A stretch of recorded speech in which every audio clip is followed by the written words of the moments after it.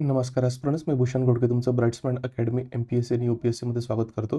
Doctor किरण दसले सरांनी MPSC राज्यसेवा descriptive pattern 2025 साठी जो सेल्फ स्टडी प्लॅन सुरू केलेला आहे, त्याचा 62वा दिवस आहे. आपण एथिक्सचं प्रिपरेशन कशा पद्धतीने कव्हर करायला पाहिजे GS4चं, तर त्याची जी काही स्ट्रॅटेजी सेल्फ स्टडी प्लॅन आहे, तो आपण बघितला होता मित्रांनो. आतापर्यंत आपलं जे फर्स्ट युनिट आहे, ते आपण फर्स्ट युनिट कव्हर केलेलं आहे आणि त्याच्यानंतर आजचा हा जो 62वा दिवस आहे, आज म्हणजे 16 जानेवारी 2024. तर आज आपल्याला काय करायचं आहे, जे दुसरं युनिट आहे तुमचं, तर दुसरं युनिट काय करायचं आहे, अभिवृत्तीचा पार्ट तो कव्हर करायचा आहे. आता अभिवृत्तीचा पार्ट कव्हर करत असताना कशा पद्धतीने कव्हर करायला पाहिजे, तर त्याच्यासाठी आपलं जे बेस्ट बुक आहे, म्हणजे धर्मदर्शन आणि राजधर्म, जे एम-पी-एस-सी आणि यू-पी-एस-सी मराठीमधून करणाऱ्या विद्यार्थ्यांसाठी लिहिलं गेलेलं आहे. आणि तुमचं एथिक्स इंटिग्रिटी ॲप्टिट्यूड म्हणजेच नीतिशास्त्र, सचोटी आणि अभियोग्यता हा सिलेबस पूर्णतः कव्हर करते. याच्यामध्ये लेखक मी स्वतः भूषण घोडके आणि सोबत संपादक किरण देसले सर आहेत. तर आता याच्यामध्ये आपण जे आहेत अभिवृत्तीचा पाठ कसा कव्हर करायचा मित्रांनो, तर डायरेक्टली आपण बुकमधून बघूया. आता बुकमध्ये बघितल्यानंतर आपण जर बघितलं तर पहिल्या दिवशी ज्या आपलं सेशन झालं होतं, त्याच्यात सांगितलेलं होतं की कशा पद्धतीने तुम्हाला पुस्तके आहेत हे वाचायचं आहे. यामध्ये सुरुवातीला जर बघितलं तर आपले जे काही ब्राइट्समॅन अकॅडमीतर्फे जे कोर्सेस चालू आहे, नीतिशास्त्र, सचोटी आणि अभियोग्यता, तर त्याची माहिती दिलेली आहे. हा QR कोड स्कॅन करून तुम्ही आपला जो कोर्स आहे तो परचेस देखील करू शकतात. याचबरोबर इतिहास वैकल्पिक विषय देखील मी मुलांना गाईड करतो. ब्राइट्समॅन अकॅडमी तर्फे देखील हा कोर्स देखील काय होतो, रन होतो. यालाही तुम्ही स्कॅन करून काय करू शकता, तर कोर्स ला जॉईन होऊ शकतात. आपण GS1चा जो काही कोर्स आहे तो पण त्याच्यामध्ये काय तर घेत असतो. करंट अफेअर्स असेल, रायटिंग प्रॅक्टिसेस असेल, असे विविध प्रोग्राम जे आहेत तर आपण डिस्क्रिप्टिव्ह पॅटर्नसाठी ब्राइट्समॅन अकॅडमीतर्फे रन करत असतो.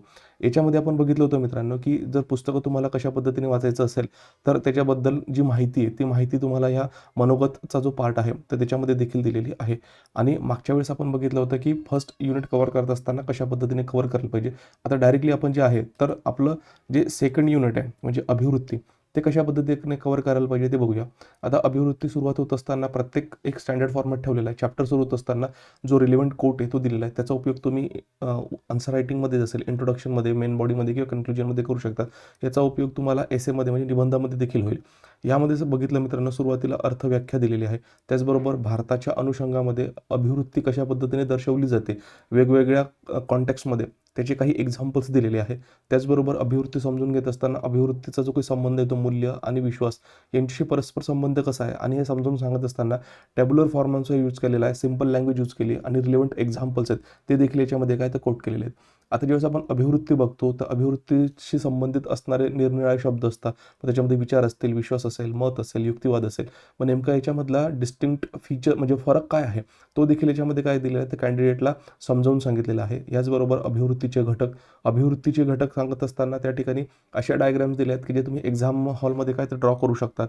त्याचबरोबर अभिवृत्तीचं जे स्ट्रक्चर आहे, त्याची संरचना आहे, ती संरचना देखील अगदी डायग्रामॅटिक वेमध्ये, सिंपल फॉर्ममध्ये आणि विथ हेल्प ऑफ एक्झाम्पल तुम्हाला त्या ठिकाणी काय ते समजून सांगितलेले आहे. मग अभिवृत्तीचे वैशिष्ट्य, अभिवृत्ती कशी आहे, ती लर्नड असते म्हणजे शिकलेली असते, ती कोणी जन्मजात नसते. मग ह्या पद्धतीचे वेगवेगळे त्याचे वैशिष्ट्य कुठले ते समजून सांगितले. अभिवृत्तीची निर्मिती होत असताना कशा पद्धतीने होते, त्या संबंधातले जे काही आयाम आहेत ते अगदी एक्झाम्पल सहित जे असतील तर तुम्हाला सिंपल भाषेमध्ये समजून सांगितलेले आहे. अभिवृत्तीचे प्रकार, वेगवेगळे अभिवृत्तीचे प्रकार दिलेले आहेत. कारण परीक्षेमध्ये विचारलं जाऊ शकतं की समजा पॉझिटिव्ह ॲटिट्यूड जर बघितलं म्हणजे सकारात्मक अभिवृत्ती काय, नकारात्मक अभिवृत्ती काय किंवा तटस्थ अभिवृत्ती काय. मग तटस्थ अभिवृत्ती असेल किंवा ही सिव्हिल सर्वंटला कशा पद्धतीने घातक असते किंवा जी सकारात्मक अभिवृत्ती आहे ती सिव्हिल सर्वंटला कशा पद्धतीने फायदेमंद असते.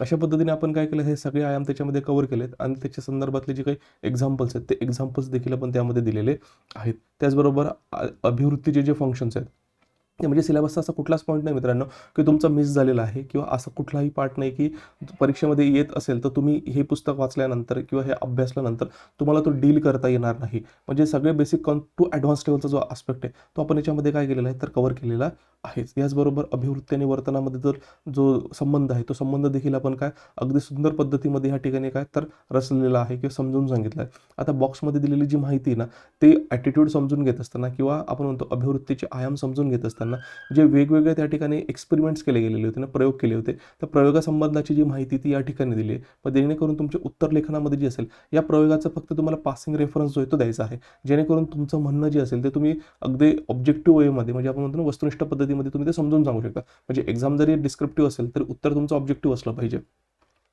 यामध्ये त्याच्यानंतर मग हेतूपासून वर्तनापर्यंत ज्यावेळेस आपण इंटेन्शनपासून बिहेवियरपर्यंत जातो, मग त्याच्यामध्ये वेगवेगळ्या थिरीज सांगितल्या जातात. कशा पद्धतीने मानवाचा जो विचार आहे तो त्याचा हेतूपर्यंत म्हणजे वर्तनापर्यंत घेऊन जातो. नाहीतर काही वेळेस काय होतं, लोकांचं म्हणणं काही असतं आणि ते करता काही. मग याच्या संदर्भातले जे वेगवेगळे थिरीज आहेत त्या पण याच्यामध्ये काय तर दिलेले आहे. त्याच्यानंतर मग नैतिक अभिवृत्ती म्हणजे काय, नैतिक अभिवृत्ती संबंधातले सगळे आयाम आहेत ते याच्यामध्ये काय केले तर इन्क्लूड केलेले आहे. इव्हन नैतिक अभिवृत्ती कशा पद्धतीने विकसित करायला पाहिजे त्याचा देखील आपण आयाम कव्हर केलेला आहे. मग त्याच्यानंतर राजकीय अभिवृत्ती, मग राजकीय अभिवृत्तीच्या संबंधित असणारे जे वेगवेगळे पॉलिटिकल आपण स्पेक्ट्रम म्हणू शकतो किंवा राजकीय विचारधारा म्हणू शकतो, त्याचा देखील आपण काय केलेलं आहे तर इथं ओव्हरव्ह्यू घेतलेला आहे. जेणेकरून विद्यार्थ्यांना जे असतील तर प्रश्न विचारल्यानंतर त्याच्यामध्ये जर कुठला कीवर्ड वगैरे विचारला तर तो त्यांना समजला पाहिजे. राजकीय अभिवृत्तीचे निर्धारक घटक, मग राजकीय अभिवृत्तीचे निगेटिव्ह ॲस्पेक्ट कुठले आहेत, ते चांगल्या पद्धतीने राजकीय अभिवृत्ती विकसित करायला करायला हवं, हे देखील या ठिकाणी काय केलेलं आहे अगदी कॉम्प्रिहेन्सिव्ह वेमध्ये कव्हर करून दिलेलं आहे. ह्याचबरोबर आता सामाजिक अभिवृत्ती हा शब्द जरी तुमच्या सिलेबसमध्ये नसला तरी सिलेबसमध्ये मेन्शन केले की खालील दिलेला जो काही सिलेबस आहे तो इंडिकेटिव्ह फॉर्ममध्ये त्याच्या संबंधित आयाम अजून विचारले जाऊ शकतात. ज्यावेळेस आपण इंडिव्हिज्युअल बघतो तर तो ॲटिट्यूड बघतो, सॉरी अभिवृत्ती, तर तो इंडिव्हिज्युअल कंटेक्समध्ये. मग त्याच्यानंतर समाजाचा पण एक ॲटिट्यूड असतो, काही ऑर्गनायझेशनचा ॲटिट्यूड असतो. मग ॲटिट्यूडचे पण असे काही वेगवेगळे प्रकार पडतात. मग समाजनिहाय अभिवृत्ती कशी बदलत जाते तर त्याच्या जो ओहापोह आहे तो आपण या ठिकाणी केलेला आहे. भारतामध्ये स्त्रियांसंदर्भात असणारा जो काही अभिवृत्ती आहे ती अभिवृत्ती कशी आहे आणि त्याच्यामध्ये त्याचे लक्युनस काय किंवा काही वेळेस वुमन बेस्ड क्वेश्चन्स विचारले जातात. म्हणून काय की ते पण तुम्हाला माहीत असणं गरजेचं आहे. आता वैज्ञानिक दृष्टिकोन किंवा त्याला आपण वैज्ञानिक अभिवृत्ती म्हणतो, ठीक आहे, तर तो त्याचा आयाम देखील आपण याच्यामध्ये काय तर कव्हर केलेला आहे. कारण आयोग मागे ना पुढे ह्या गोष्टी काय करणार आहेत तर तो कव्हर करणार आहेत. म्हणजे हे आयाम मग अभिवृत्तीमध्ये बदल होत असताना कुठकुठले मेथड्स आहेत ते पण आपण त्यामध्ये काय केलेले आहेत अगदी डिटेलमध्ये कव्हर केलेले आहेत. जेणेकरून उत्तर लिहित असताना तुम्ही जर पुस्तक रेफर केलं तर कुठलाही आयाम तुमचा सुटणार नाही आणि तुमचं उत्तर जे असेल तर अगदी परिपूर्ण पद्धतीने त्या ठिकाणी काय तर लक्षात येईल. बॉक्समध्ये दिलेली जी माहिती जसं तुम्हाला सांगितलं मित्रांनो, ही तुम्हाला ॲडिशनल जो काही डायमेन्शन किंवा ॲडिशनल अंडरस्टँडिंग आहे ती प्रोव्हाइड करते. मग सामाजिक अनुभव, सामाजिक प्रभाव किंवा सामाजिक परिणाम, त्याला आपण सोशल इन्फ्लुएन्स म्हणतो, तो काय आहे त्याचा जो सगळे त्याच्यातले सब टॉपिक्स म्हणजे सामाजिक प्रभावाचे प्रकार असतील. मग त्याच्यामध्ये अनुरूपता आहे, अनुपालन आहे, त्याच्यानंतर आज्ञापालन आहे आणि या प्रत्येकाशी संबंधित असणारे जे वेगवेगळे एक्सपेरिमेंट कंडक्ट केलेले आहेत ते देखील आपण त्याच्यामध्ये काय केले तर कव्हर केलेले आहेत.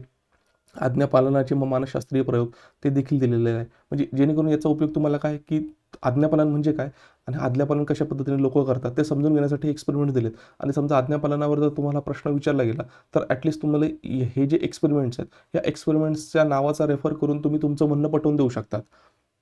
त्याच्यानंतर भारतीय समाजातील जे सामाजिक मानदंड आहेत ज्याच्यामधून आज्ञापालन रिफ्लेक्ट होते ते देखील आपण याच्यामध्ये काय कव्हर केलेलं आहे. मग रूढी म्हणजे काय, पूर्वग्रह म्हणजे काय, भेदभाव म्हणजे काय, त्यांचे डेफिनेशन, त्यांचं वैशिष्ट्य, त्यांचं एक्झाम्पल आणि कशा पद्धतीने याच्याशी आपण काय करू शकतो त्याचं डील करू शकतो किंवा त्याच्यावर सोल्युशन काय ते देखील आपण काय केलं आहे आपल्या या पुस्तकामध्ये कव्हर केलेलं आहे. त्याच्यानंतर ॲट्रिब्युशन, त्याच्यानंतर ॲट्रिब्युशनल बायसेस ते काय आहेत त्याच्यामध्ये काय तर मेन्शन केलेलं आहे. याचबरोबर मग ज्या सक्सेसफुल म्हणजे आपण असं म्हणू शकतो की ॲटिट्यूडनल चेंज प्रोग्राम गव्हर्नमेंटकडून राबवले गेले ते कुठकुठले त्याचा देखील आढावा आपण काय केला याच्यामध्ये घेतलेला आहे. शेवटी याच्यामध्ये कोट्स दिले वचने, त्याचा उपयोग तुम्ही उत्तरामध्ये किंवा एसेमध्ये तुम्हाला त्याचं होणारच आहे. त्याच्यानंतर आपण UPSCमध्ये जे आतापर्यंत येऊन गेलेले प्रिव्हियस इयर क्वेश्चन आहेत तर त्याचं मराठीमध्ये ट्रान्सलेशन करून दिलेलं आहे. आणि त्याचबरोबर जर बघितलं याच्यासोबत तुम्हाला जे सराव प्रश्न आहेत ते सराव प्रश्न देखील दिलेले आहे. मित्रांनो, हा जो अभिवृत्तीचा भाग आहे ह्या पुस्तकातून तुम्हाला काय तर एका दिवसात व्यवस्थित पद्धतीने काय करायचं तर कव्हर करायचा आहे. त्याच्यानंतर तुम्हाला कव्हर केल्यानंतर त्याच्या आधारे जो असेल हा जो प्रश्न दिलेला आहे ते प्रश्न तुम्हाला 10 मार्करचा तो काय करायचा तर सॉल्व्ह करायचा. या प्रश्नाचं तुम्हाला काय करायचं आहे तर स्क्रीनशॉट घ्यायचा मित्रांनो. त्याचबरोबर याच्यावर आधारित जी असेल तर आपण केस स्टडीज पण याच्यामध्ये दिलेली. ज्यावेळेस आपण केस स्टडीचा भाग बघणार तर त्याच्या वेळेस तुम्हाला ही केस स्टडी काय करायची तर सॉल्व्ह करायची. तोपर्यंत तुम्ही याचा स्क्रीनशॉट काढून घ्या आणि तुमच्याकडे हे जे प्रश्न आणि केस स्टडी हे तुमच्याकडे राहू द्या. आता मित्रांनो लक्षात घ्या, हे जर पुस्तक तुम्हाला परचेस करायचं असेल तर त्याची जी परचेस लिंक आहे ती आपल्याला डिस्क्रिप्शन बॉक्समध्ये काय तर दिलेली आहे. याचबरोबर आपला ब्राईट्समन अकॅडमीतर्फे एथिक्स इंटिग्रिटी ॲप्टिट्यूडचा जो कोर्स आहे जो आपण सुरू केलेला आहे तर तोही तुम्हाला जर जॉईन करायचा असेल तर त्याची पण जी परचेस लिंक आहे ती तुम्हाला डिस्क्रिप्शन बॉक्समध्ये भेटून जाईल. आता पुढच्या व्हिडिओमध्ये आपण नेक्स्ट युनिटसाठी कशा पद्धतीने प्रिपेअर करायला पाहिजे त्यासाठी बघूया. आता आपण थांबूया. थँक्यू.